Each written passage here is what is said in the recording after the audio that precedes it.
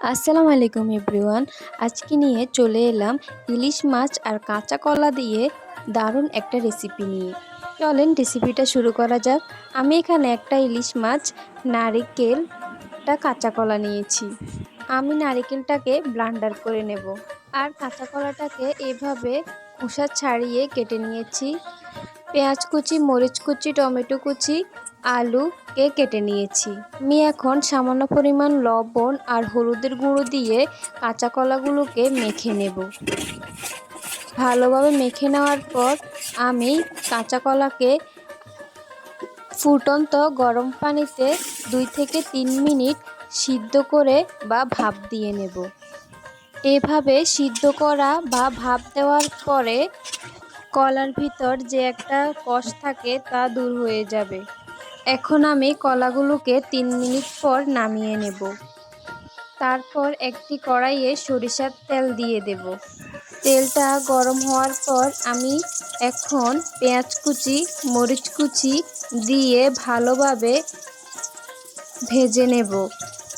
তেলে পেঁয়াজগুলো ভেজে নেওয়ার পর যখন একটু পেঁয়াজগুলো লালচা ভাব আসবে তখন আমি এখানে রসুন বাটা দিয়ে দেব।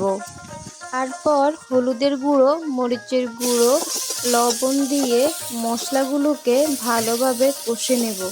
এতে করে হলুদের যে একটা স্মেল থাকে তা চলে যায়।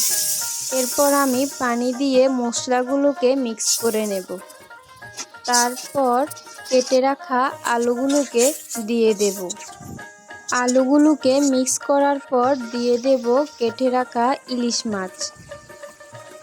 আমি মাছের পিসগুলো দিয়ে মাছগুলোকে মশলার সাথে নেড়েচেড়ে ভালোভাবে কষিয়ে নেব।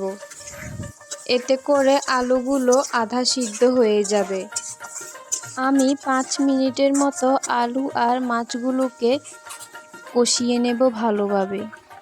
তারপর 5 মিনিট পর কষানো হয়ে গেলে মাছগুলোকে আমি উঠিয়ে নেব। এতে করে কলা যখন দিব তখন মাছগুলো আর ভেঙে যাবে না। মাছগুলো উঠানোর পর আমি এখন কলাগুলোকে দিয়ে দেব।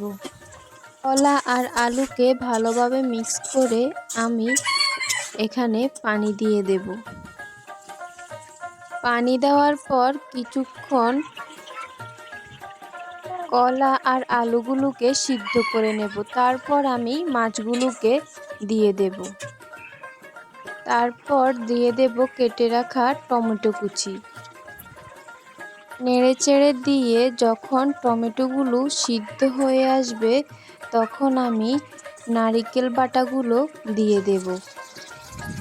নারিকেল বাটাটা অনেকেই ব্যবহার করেন না রান্নাতে, তবে কাঁচা কলা দিয়ে ইলিশ মাছ যখন রান্না করি নারিকেল না দিলে আমার থেকে খুব একটা ভালোই লাগে না। নারিকেল দিয়ে কাঁচা কলা আর ইলিশ মাছ দিয়ে রান্না করলে এটার টেস্টটা দ্বিগুণ হয়ে যায়।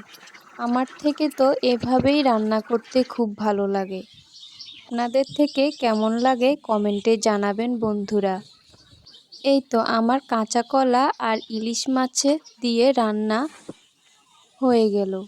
ভিডিওটি ভালো লাগলে ইউটিউব থেকে সাবস্ক্রাইব করবেন, ফেসবুক থেকে লাইক, কমেন্ট, শেয়ার করে পাশেই থাকবেন।